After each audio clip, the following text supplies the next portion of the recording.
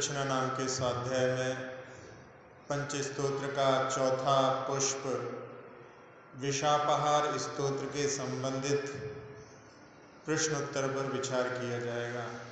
पहला प्रश्न है, क्या ज्ञान के साम्राज्य की सीमा निर्धारित की जा सकती है?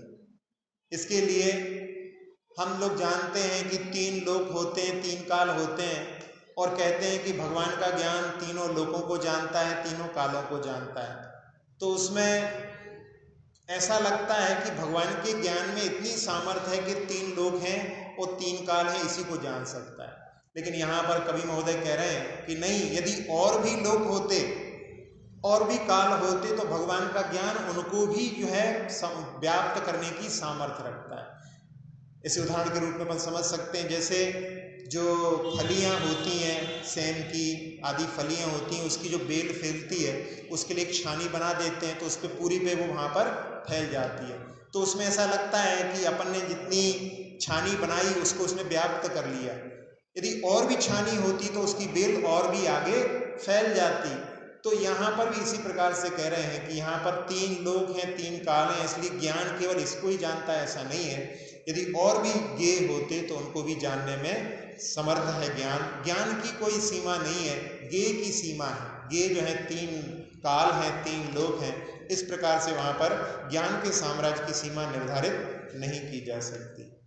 अगले प्रश्न के रूप में कि भगवान की सेवा से किसका उपकार होता है? कई बार लोगों के लिए ऐसी भी धारणा बन जाती है, कह भी देते हैं कि यदि हम नहीं होते तो आज भगवान का अभिषेक नहीं हो पाता। वहाँ पर उनके लिए सोचना चाहिए कि भगवान को अभिषेक की आवश्यकता नहीं है। भगवान का अभिषेक करके हम अपने पापों का प्रक्षालन करते हैं। तो इस बात को यहाँ पर लिखा है कि कोई व्यक्ति यदि सोचे कि हम सूर्य के ऊपर छत्र लगाएंगे तो सूर्य के ऊपर छत्र, सूर्य तो बहुत ऊपर है, उसके ऊपर छत्र कैसे लगेगा? लेकिन उस छत्र के माध्यम से अपने लिए ही छाया प्राप्त हो जाती है। तो जो भगवान की सेवा करता है, भगवान की आराधना करता है, उससे उसका स्वयं ही जो है कल्याण होता है, स्वयं का ही उपकार होता है। इस प्रकार के भाव को वहां बतलाया है। आप लोगों ने भी देखा होगा, जब साधु के लिए कोई छाता लगाता है तो उसके लिए भी वहां पर छाया अवश्य ही प्राप्त हो जाती है। अब अगले प्रश्न के रूप में, उपेक्षक होकर सुख का उपदेश कैसे दिया? और उसके बाद में बिना इच्छा के भी आपने कैसे उपदेश दिया? और बिना इच्छा के बोले उसके बाद में भी वो उपदेश सबको प्रिय कैसे लगा? इस प्रकार से भगवान का वर्णन कैसे किया? ये वर्णन जो है 18वें काव्य में है। इसमें भगवान के स्वरूप का कुछ विरोधाभास के साथ में ऐसे वर्णन किया है कि भगवान वहां पर राग देश से ऊपर उठ चुके हैं, फिर वो सुख का उपदेश कैसे दे सकते हैं? और ठीक है, उस उपदेश भी दिया और कहते हैं कि भगवान की वाणी जो खिरती है, भवि भागन बच जोगे बसाए, वहां पर भगवान की इच्छा नहीं होती, तो इच्छा के विरुद्ध उनका उपदेश कैसे? और जैसे अपन लोग जानते हैं, कोई बिना इच्छा के बोले तो फिर वो वहां पर लोगों को अच्छा नहीं लगता। तो इसलिए कह रहे हैं कि इच्छा के विरुद्ध होने के बाद में भी जब भगवान की वाणी खिरती है तो सबको बड़ी प्रिय लगती है। तो इस प्रकार से यहाँ पर जो वर्णन किया है उसमें यही कहना चाहते हैं कि भगवान वास्तव में हम आपके स्वरूप को नहीं जानते। हम कितना थोड़ा बहुत जो कुछ हमने सुना है उसके माध्यम से भगवान के स्वरूप का निर्धारण करने में समर्थ नहीं है। आपका जो वास्तविक स्वरूप है उसका तो ज्ञान अनंत ज्ञान के साथ में ही हो सकता है। छद्मस्त के लिए आपका वास्तविक स्वरूप का ज्ञान होना संभव नहीं। अब अगला प्रश्न है कि समुद्र से नदी क्यों नहीं निकलती? जब भी नदी निकलती है तो पर्वत से नदी निकलती है। पर्वत पर वहां पर पानी कम होता है, लेकिन उसके बाद में भी पर्वत से नदी निकलती है। और समुद्र के पास में इतना पानी होता है, वहां से आज तक एक भी नदी नहीं निकली। तो उसके लिए वहां पर कहा कि जो भले ही अकिंचन हो लेकिन उदार हृदय वाले हो तो वहां से कुछ प्राप्ति हो सकती है। और जो भले ही बहुत सारे धनवाने हों लेकिन वहां पर यदि उनके मन में देने की भाव नहीं है तो वहां से कुछ भी प्राप्त नहीं हो सकता। तो इसलिए यहाँ पर कहा कि जो समृद्धशाली धनेश्वर हैं उनसे जो कुछ प्राप्त नहीं होता, और जो अकिंचन भी हैं लेकिन उदार हृदय वाले हैं, विशाल हृदय वाले हैं, उनसे कुछ प्राप्त हो सकता है। इसलिए आपका हृदय भी पर्वत की तरह उन्नत है, दीन नहीं है, इसीलिए आपके माध्यम से सब कुछ प्राप्त हो सकता है। एक उदाहरण के माध्यम से अपने इसको समझने का प्रयास करेंगे। कभी कभी ऐसे जो उदाहरण रहते हैं उसके माध्यम से मतलब समझ सकते हैं अपन इस बात को, जिस बात को हम कहना चाह रहे हैं। एक बार टोल टैक्स जहाँ पर लिया जाता है वहाँ पर गाड़ियों को अक्सर रुकना होता है, तो एक साथ वहाँ पर 3 गाड़ियाँ रुकी, एक कार रुकी है, एक ऑटो रुका हुआ है और एक बस रुकी हुई है। और टोल टैक्स पर वहाँ पर जब गाड़ियाँ रुकती हैं तो कुछ भिक्षुक भिखारी लोग रहते हैं, वो वहाँ पर खड़ी गाड़ियों से कुछ मिल जाएगा ऐसी भावना से वहाँ पर जाते हैं। तो उसको 3 गाड़ियाँ एक साथ दिखाई दी, तो सबसे पहले वो बस के पास गया और बस में से निकल लेने के बाद में फिर उसके बाद में उसने कार को छोड़ करके ऑटो वाले के पास गया। और ऑटो वाले ने देखा कि बस भी खड़ी हुई है और जहाँ हमें जाना है वहीं जा रही है, तो हम बस से चले जाते हैं और जो किराया हमारा बच रहा है हम वो इस भिखारी को दे देते हैं। उसने उसको दिया और उसके बाद में फिर वो जो है बाद में कार वाले के पास में गया। तो यहाँ पर यही कहने का अर्थ है कि ऑटो वाला तो अपने ऑटो को छोड़ने के लिए तैयार हो गया, कार वाला कभी अपने कार को छोड़ने को तैयार नहीं होगा। लेकिन ये बताने के लिए, मतलब यहाँ पे भले ही उसके पास ज़्यादा पैसा नहीं है लेकिन उसके पास में उदारता का भाव। तो इस प्रकार का यहाँ पर कहा गया है कि जो भले ही बहुत समृद्धशाली होते हैं लेकिन यदि उदारता नहीं है तो उनसे प्राप्त नहीं होती।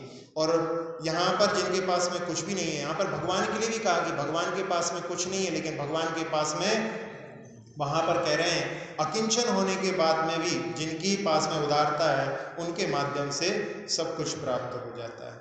अगला काव्य में प्रश्न है कि भगवान और धनवान की दृष्टि में क्या अंतर है। ये 21वां काव्य है। इसमें कहा कि जो धनवान होते हैं वो गरीब को अच्छी दृष्टि से नहीं देखते और जो गरीब होते हैं वो धनवान को अच्छी दृष्टि से देखते हैं। इसमें उदाहरण दिया है कि जैसे कोई अंधकार में स्थित होता है वो तो प्रकाश में रहने वाले को अच्छे से देख लेता है, लेकिन जो प्रकाश में स्थित है वो अंधकार में रहने वाले को अच्छी तरह से नहीं देखता। तो यहाँ पर धनवान जो है गरीब को अच्छी दृष्टि से नहीं देखता है और गरीब जो है धनवान को अच्छी दृष्टि से देखता है। तो यहाँ पर धनवान के साथ में भगवान की तुलना करते हुए कहा, लेकिन भगवान आप चाहे वो धन वाला हो चाहे धन से रहे तो सबको जो है आप समानता की दृष्टि से देखते हैं। इस प्रकार से भगवान और धनवान की दृष्टि में अंतर यहाँ पर कवि धनंजय ने निरूपित किया है। अगले प्रश्न के रूप में कि शरीर में आत्मा है किन किन लक्षणों से जाना जाता है। ये 22वें काव्य में एक तो अपने शरीर की वृद्धि हो रही है। शरीर की वृद्धि तभी हो सकती है जब उसमें आत्म तत्व विद्यमान रहता है, क्योंकि एक बार यदि आत्मा निकल जाती है फिर उसकी वृद्धि नहीं होती। तो शरीर की वृद्धि हो रही है इसके मतलब इसमें जीव तत्व विद्यमान है। इसकी सांस भी चल रही है, इसके माध्यम से भी इसमें जीव तत्व है। और इसकी पलकें भी झपकती हैं, इसके माध्यम से इसमें आत्म तत्व विद्यमान है।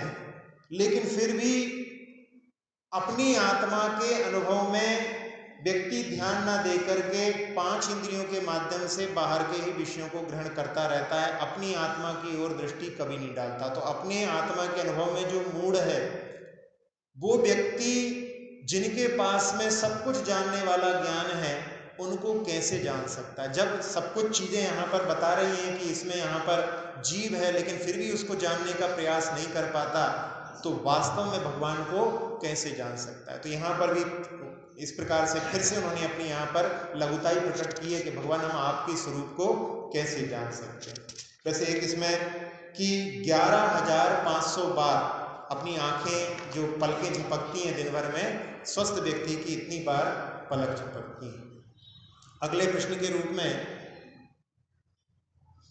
कि स्वर्ण हाथ से तज दिया किसके लिए कहा। ये 23वें काव्य में वर्णन है कि इसमें वर्णन किया कि भगवान आदिनाथ के पुत्र जो है भरत हुए या भरत के पिता आदिनाथ भगवान है, इस प्रकार से वर्णन करते हैं। और उस समय में कि ये भी किसी के पुत्र थे, किसी के पिता थे, इस प्रकार से वर्णन करके वहाँ पर अपने हाथ में आया हुआ सोना भी छोड़ देते हैं, जैसे ये स्वर्ण इस पाषाण से निकला है, ऐसी दृष्टि रख करके, यानी ये इस पाषाण से निकला है, मतलब वहां पर कुल की ओर दृष्टि रख करके कि ये भी मनुष्य थे, तो जो उन्होंने प्राप्त किया है, आत्मा को प्राप्त किया, अध्यात्म को प्राप्त किया है, उसकी ओर दृष्टि न डाल करके केवल बाहर ही लगे रहते हैं। तो वहां पर कहा कि अध्यात्म का जब तक प्राप्ति नहीं होती है तब तक वहां पर जो हाथ में आया हुआ सोना भी छोड़ दिया गया है, त्याग कर दिया गया है। ऐसा वर्णन इस 26वें काव्य में है। अब 27वें काव्य में कि ब्याज निंदा अलंकार कहाँ पर है, ये 25वां काव्य है 27वां प्रश्न के रूप में। इसमें एक जगह पर ब्याज निंदा अलंकार में भगवान की स्तुति की गई है। ब्याज निंदा अलंकार ऐसा होता है जिसमें भगवान की निंदा जैसी लगती है, लेकिन ये भी एक कवियों की एक विधा होती है। तो उसमें उन्होंने कहा कि भगवान आपने एक मुक्ति का मार्ग देखा है और बाकी जो देवता हैं संसार के, उन्होंने चारों गतियों के जो सघन वन के समान हैं उन सब मार्गों को देखा है, यानी वो बार बार संसार में ही जन्म मरण करते रहते हैं। तो यहाँ पर सुनने में ऐसा लगता है कि आपने तो केवल एक रास्ता देखा है और बाकी सब लोगों ने 4 रास्ते देखे हैं।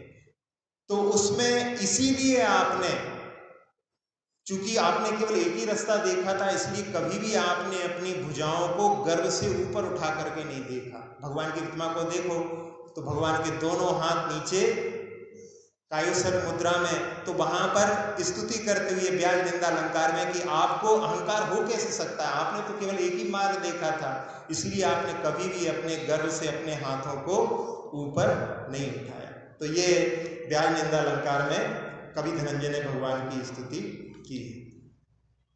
अब इसके बाद में संसार में आपके अलावा सब नित्य हैं, किस उदाहरण के माध्यम से समझाया। ये 26वें काव्य में वर्णन आया है कि जहां पर कहते हैं कि भगवान जो सूर्य है वो भी राहु से ग्रसित हो जाता है, उसको भी ग्रहण लग जाता है। फिर कहा कि जो अग्नि होती है वो भी जल के माध्यम से बुझा दी जाती है। फिर समुद्र भी होता है, तो प्रलय काल की जब पवन चलती है तो समुद्र के भी पानी को वहां से निकालने में समर्थ हो जाती है। इसी प्रकार से संसार के जितने भी संयोग होते हैं वो भी वियोग के रूप में ढल जाते हैं। तो यहाँ पर कवि महोदय कह रहे हैं कि भगवान आपके अलावा संसार में जितने भी चीजें हैं वो सब नश्वर हैं, केवल आप ही शाश्वत हैं। इस प्रकार से भगवान की स्तुति इस काव्य में की है। अब एक जगह अगले प्रश्न के रूप में कवि धनंजय कहते हैं कि जो आपको नहीं जानता फिर भी आपको नमन करके जो फल को प्राप्त कर लेता है, और जो अन्य हैं उनको जान करके भी वैसा फल वहां पर प्राप्त क्यों नहीं होता। तो वहां पर जो रागी द्वेषी देवता हैं उनके माध्यम से वो फल की प्राप्ति नहीं हो पाती, जो भगवान को नहीं भी जानता है फिर भी उनको नमन करता है तो उसको वो फल की प्राप्ति हो जाती है। इसमें एक उदाहरण दिया है कि जैसे कोई व्यक्ति एक हीरे की माला है, उसको नहीं जानता है लेकिन वो उस माला को अपने गले में पहने हुए है, तो वहां पर उसके लिए जो फायदा है, और एक व्यक्ति कांच की माला को हीरा की माला मान करके पहन रहा है, भले ही उसको मन में लग रहा है कि हमारे पास में हीरे की माला है, लेकिन वहां पर उसके लिए कुछ भी लाभ होने वाला नहीं। तो इस प्रकार से भगवान को नहीं जानने वाला भी जो फल को प्राप्त कर लेता है वो अन्य जगह पर वैसा फल प्राप्त नहीं होता। अब इस संसार में फिर भी जो अन्य देवी देवता हैं वो भी भगवान के रूप में पूजे जाते हैं, उनको भी भगवान माना जाता है।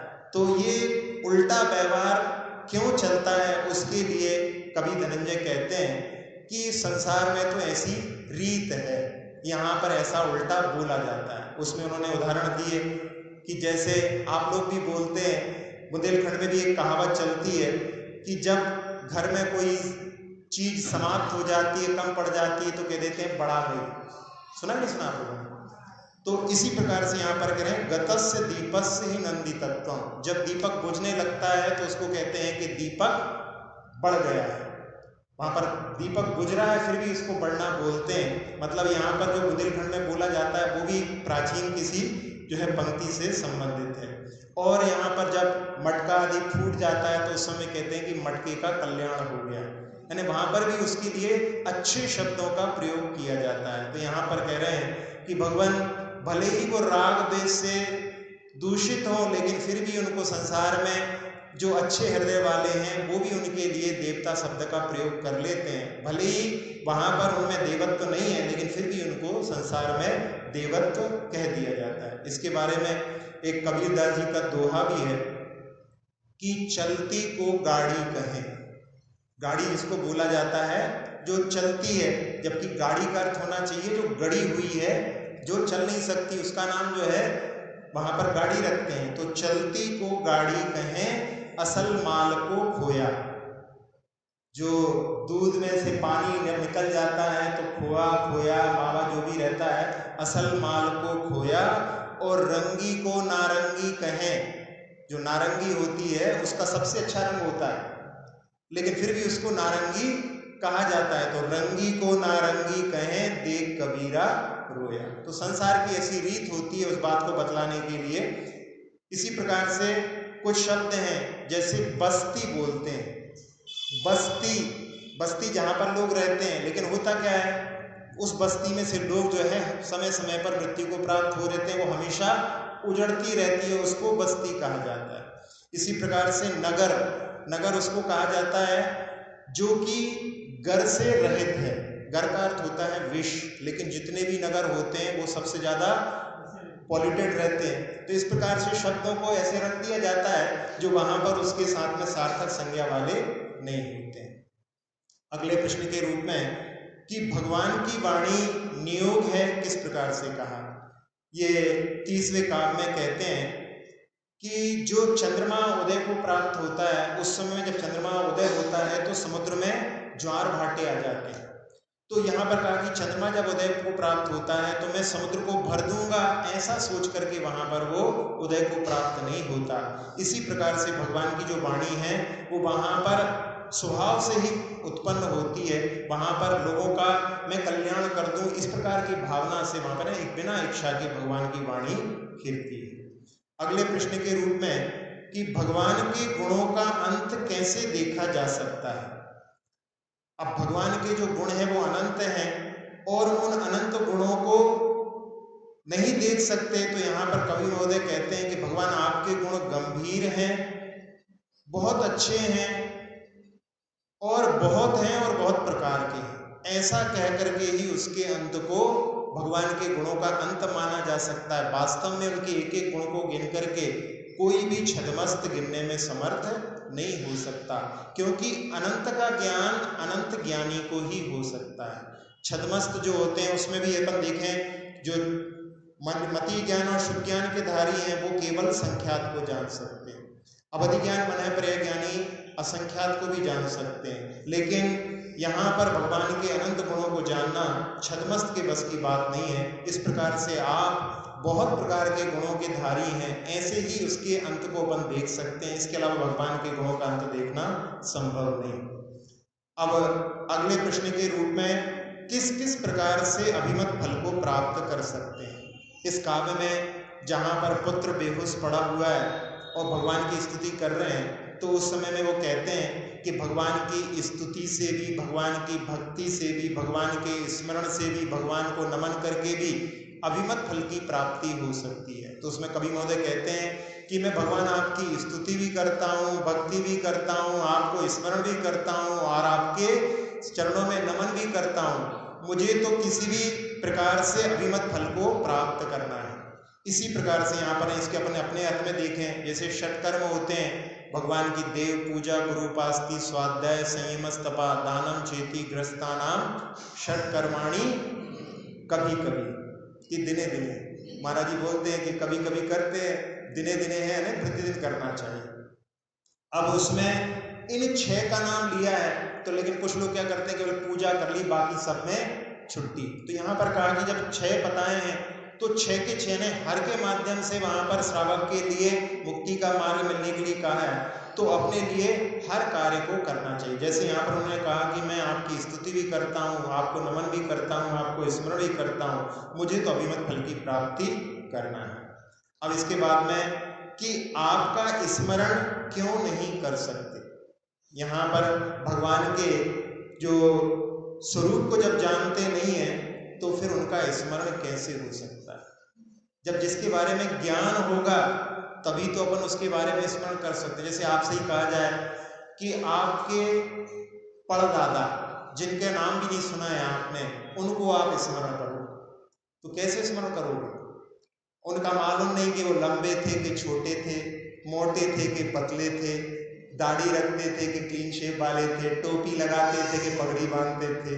तो अपने को जब ये नहीं मालूम है तो अपन क्या स्मरण करेंगे। तो ज्ञान के बिना ध्यान स्मरण संभव नहीं है। इसलिए भगवान के लिए कहते हैं कि भगवान आपका भी स्मरण हम क्या कर सकते हैं, क्योंकि हम आपके बारे में कुछ जानते ही नहीं। महाकवि भगवान से कोई वर क्यों नहीं चाहते। यहाँ पर कवि धनंजय भगवान की स्तुति करते हुए कहते हैं कि भगवान मैं आपसे कोई वर नहीं चाहता। क्यों नहीं चाहता। उन्होंने कहा कि जब मैं आपके पास में आ गया हूँ, जैसे कोई पेड़ के पास में पहुंच जाता है तो उसको वहां पर छाया अपने आप ही प्राप्त हो जाती है, उसको छाया मांगने की कोई आवश्यकता नहीं होती है। इसलिए भगवान मैं आपसे कुछ भी जो है वर नहीं मांगता। इसके बाद में यदि आपकी कोई देने की इच्छा हो और आपका ऐसा उपरोध हो कि कुछ मांगो, तो उस समय में उन्होंने कवि धनंजय ने कहा कि भगवान आप में ही मेरी जो है मेरी बुद्धि जो है आपकी ही भक्ति में लीन रहे, इसके अलावा मैं और कुछ नहीं चाहता। जैसे पहले भी बताया था कि जैसे अपन लोग पढ़ते हैं भगवान की भक्ति में, जिनेर भक्तिर जिनेर भक्तिर जिनेर भक्तिर दिने दिने सदा मेस्तु सदा मेस्तु सदा मेस्तु। भगवान की भक्ति करते हुए भी कि और भगवान आपकी भक्ति हमारी हमेशा बनी रहे। कवि ने अपना नाम कैसे प्रकट किया। आखिरी पंक्ति में जब वहां पर छंद का वर्णन आता है, आखिरी छंद आता है, तो उसमें वहां पर भगवान आपकी विशेष रूप से यदि भक्ति कोई करता है, वैसे भी यदि कोई छोटी मोटी भी भक्ति करता है तो भी वो कुछ ना कुछ फल अवश्य प्रदान करती है, और जब विशेष रूप से आपकी कोई भक्ति करता है तो उसके लिए भी वो भक्ति सब कुछ देने वाली होती है। तो उसमें उन्होंने कहा कि वो सुख को देने वाली होती है, यश को देने वाली होती है, धन को देने वाली होती है और जय को देने वाली होती है। तो इनका नाम था धनंजय, तो इस प्रकार से उन्होंने धन और जय को एक साथ में रख करके अपना नाम भी वहां पर प्रकट किया है। अभी जो इसमें प्रश्न छुपा ही हुआ था कि कौन कौन से छंद हैं इस काव्य में, तो इसमें दो छंद हैं। एक उपजाति छंद है जिसमें पहले 39 काव्य उसी छंद में है, और आखिरी में एक पुष्पिताग्रह जो आर्य छंद का ही एक भेद है उसमें एक छंद है। इस प्रकार से इसमें 40 छंदों के माध्यम से ये स्तुति की गई है। कवि धनंजय के द्विसंधान काव्य के बारे में बताइए। अभी हमने पहले भी बताया था कि जो कवि धनंजय हैं उन्होंने एक द्विसंधान काव्य लिखा जिसमें एक तीर से दो निशाने। इसमें उन्होंने दो कथाओं का एक ही श्लोक के माध्यम से वर्णन किया, जिसमें एक ही श्लोक का अपन एक अर्थ निकालेंगे तो वहां पर राम की कथा का वर्णन आएगा, और उसी का दूसरा अर्थ निकालेंगे तो वहां पर महाभारत की कथा का वर्णन आएगा। इसलिए इसका दूसरा नाम राघव पांडवी भी है। अब आपसे प्रश्न किया जाए कि इसमें दो तीर्थंकरों को स्मरण किया है, कौन से तीर्थंकर होंगे। मुनि सुब्रतनाथ भगवान और नेमिनाथ भगवान। अब इसमें एक ही मंगलाचरण में अर्थ देखें अपन, तो मंगलाचरण में वो कहते हैं कि मैं उन नेमिनाथ भगवान को नमस्कार करता हूँ जो मुनियों के उत्तम व्रत को धारण करने वाले, ऐसे अर्थ निकाला। और उसका दूसरा अर्थ निकाला कि मैं उन मुनि सुब्रतनाथ भगवान को नमस्कार करता हूँ जो धर्म की नेमी है। धर्म के रथ की नेमी यानी होता है जो रथ को पहियों को जोड़ने वाली जो होती है धुरा होती है, उसको नेमी कहा जाता है। तो इस प्रकार से दो अर्थ निकाले। उसकी कथानक भी जब चलती है तो उसमें कथानक में अपन देखें जहां पांडवों को वन में जाना पड़ता है, उधर पर राम लक्ष्मण आदि को वन में जाना पड़ता है। फिर इधर सीता का हरण होता है, वहां पर द्रौपदी का चीरहरण होता है। फिर यहाँ पर कीचक का प्रसंग आता है तो वहां पर शूर्पणखा का प्रसंग आता है, और यहाँ पर जो जरासंध नाम के प्रतिनारायण हैं तो वहां पर रावण प्रतिनारायण। इस प्रकार से कथानक में जो है पूरा सामने लेकर के वर्णन किया गया है। कवि धनंजय की जीवन की कोई घटना सुनाए। हाँ, एक कवि धनंजय की एक जीवन की घटना। कवि धनंजय राज दरबार में भी बड़े सम्मानित थे। एक बार एक ब्राह्मण जो बड़ा गरीब था और घर लौट रहा था और घर में बच्चे सारे रो रहे थे और उस समय माँ उसको समझाती है बच्चों को कि वो कुछ लेकर के आएंगे तब कुछ बनाएंगे, घर में तो कुछ है नहीं। तो उस समय में वो ब्राह्मण दरवाजे तक आ चुका था और वो सुनता है कि पत्नी कह रही है वो कुछ लेकर के आएंगे तो कुछ बनेगा और उसके हाथ में कुछ नहीं था। तो उसने सोचा कि अब मैं कैसे घर में प्रवेश करूं, सब लोग वहां पर इंतजार कर रहे हैं कुछ लेकर के आएंगे। तो वो वहां पर उल्टे पैर शाम के समय में लौट गया और उसके मन में आया कि मैं कुछ नहीं कर सकता, तो मैं अब जो है मृत्यु को अपने गले से लगा लेता हूं। शाम का समय था, वहां पर देखा सरोवर के पास में तो भीड़ थी, तो उसने सोचा अभी सो जाता हूं और जब भीड़ छट जाएगी तब मैं डुबकी लगा लूंगा। सो गया। अब नींद लग गई, दिन भर का थका हारा था। जब नींद खुली तो उस समय में सोचा मैं आगे बढ़ूं, तो आगे बढ़ने लगा तो किसी ने उसके कंधे पर हाथ रखा और कहा कि विप्र देवता, आज ये पर्व का दिन है और ये 3 भुट्टे जो है स्वीकार करो।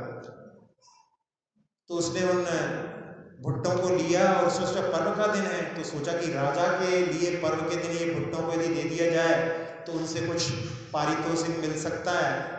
तो उसने अपना जो मरने का बनाया था प्रोग्राम वो कैंसिल करके और जो गमछा था उसमें उनको लपेट करके और वहीं पर सरोवर के पास में रख करके नहाने गया। नहा करके निकला, उसको उठाया और राज दरबार की ओर बढ़ गया। राज दरबार में पहुंचा, वहां पर बहुत सारी भीड़ लगी हुई थी, लोग बहुत सारे लोग राजा के लिए पर्व के दिन पारितोषिक देने आए थे। वो लाइन में लग गया और सोचता था कि अब राजा ये देगा, मैं ऐसा करूंगा वैसा करूंगा। ऐसा करते करते उसका नंबर आने ही वाला था। 2-3 लोग बचे थे और उसने सोचा कि अब इसका अनावरण कर लूं जो भुट्टे दिए हैं। तो उस समय जब वो अनावरण करता है तो वहां पर भुट्टे नहीं थे। हुआ क्या होगा, जब वो वहां पर नहाने गया, रखे हुए थे, तभी किसी चोर ने उनके भुट्टे को वहां से चुरा लिया और वहां पर 3 जो है लकड़ियां जली हुई रख दी। अब उसने सोचा कि अब ये जली हुई लकड़ियां मैं राजा के सामने पर्व के दिन रखूंगा तो राजा जो है क्रोधित होंगे और हो सकता है कि मुझे मृत्यु दंड दे दे। तो सोचता है कि मैं तो मृत्यु के लिए निकला ही था, इस प्रकार से भी यदि मृत्यु मिल जाएगी तो कोई बात नहीं है। और उसने राजा के सामने वो लकड़ियां रख दी। जैसे ही राजा के सामने रखी तो राजा क्रोधित हो गए और उन्होंने कह दिया कि इसके लिए जो है बड़ी सजा दी जाए, इसको मृत्युदंड दिया जाए। उसी सभा में धनंजय कवि भी विद्यमान थे और उन्होंने कहा कि राजन, इसने आपके सामने एक बहुत बड़ी बात रखी है। तो उस समय में राजा बड़े क्रोध में थे। उन्होंने कहा कि कवि महोदय, आप हमेशा हमको बरगला देते हैं, आज मैं आपकी बात नहीं सुनूंगा, इसको तो मृत्युदंड अवश्य मिलेगा। उन्होंने कहा महाराज सुनो तो सही, आप यदि प्रश्न सुन लोगे, आप इसने जो बात कही है तो आप भी प्रसन्न हो जाओगे। तब उस समय कहा कि हाँ ठीक है, जल्दी जल्दी बोलो, हमारे पास समय नहीं है। तो उन्होंने कहा कि महाराज, इसने आपके सामने प्रश्न रखा है 3 लकड़ियों के माध्यम से। क्या 3 लकड़ियां किसका प्रतीक है? कि पहली लकड़ी जो है वो आदिनाथ भगवान का प्रतीक है, जिन्होंने अपने कर्मों को नष्ट करके मुक्ति को प्राप्त किया, उसका प्रतीक पहली लकड़ी। फिर दूसरी लकड़ी क्या कहती है? दूसरी लकड़ी हनुमान जी का प्रतीक है, उन्होंने रावण की लंका को जला दिया। फिर तीसरी लकड़ी क्या कहती है? तीसरी लकड़ी अर्जुन का प्रतीक है, जिन्होंने जंगल को जला करके शहर को बसा दिया था। तो इन्होंने 3 लकड़ियों को माध्यम से क्या प्रश्न रखा है? इनने आपके सामने प्रश्न रखा है कि ऐसे 3 महापुरुष तो हुए हैं, लेकिन आज तक ऐसा कोई महापुरुष नहीं हुआ जिसने की निर्धनता दरिद्रता को जला दिया। तो उस समय में राजा सोचता है कि सबकी निर्धनता जलाना तो हमारे बस की बात नहीं है, लेकिन मैं इसकी निर्धनता तो जला सकता हूं। उसके उनके प्रश्न के माध्यम से उनके भाव परिवर्तन हुए। उन्होंने अपने खजांची भंडारी को बुला करके और उसके लिए थाल भर करके रत्नों को दे करके उसकी गरीबी जो है दूर कर दी। तो उस कवि धनंजय के प्रयास से जहाँ पर वो व्यक्ति मृत्यु के निकट था, वहां पर भी उन्होंने अपने ज्ञान का उपयोग करके उसकी मृत्यु को वहां पर निरस्त करवा दिया। तो ये घटना उनकी जीवन की जुड़ी हुई है। अब अपन ध्यान ना करके, समय ज़्यादा हो गया है, इसलिए इसकी जो महिमा है उसका जो है पाठ कर लेते। अक्षर पद मात्रा से दूषित वचन अगर ममहीन रहे और प्रमाद कषाय के वश में सम्यक अर्थ विलीन किए, जिन वाणी माता मेरी सब त्रुटियों को क्षमा करें, दयाशीष शीघ्र हम सबको केवल लब्धि रमा मिले, प्राप्त हमें हो बोधि समाधि परिणामों की शुद्धि हो, निज आत्म उपलब्ध हमें हो, शाश्वत सुख की सिद्धि हो, चिंतित वस्तु दात्री माता चिंतामणि उपमा भाति, करूं वंदना पूर्ण विनय से चरण रखूं मैं पाती, कर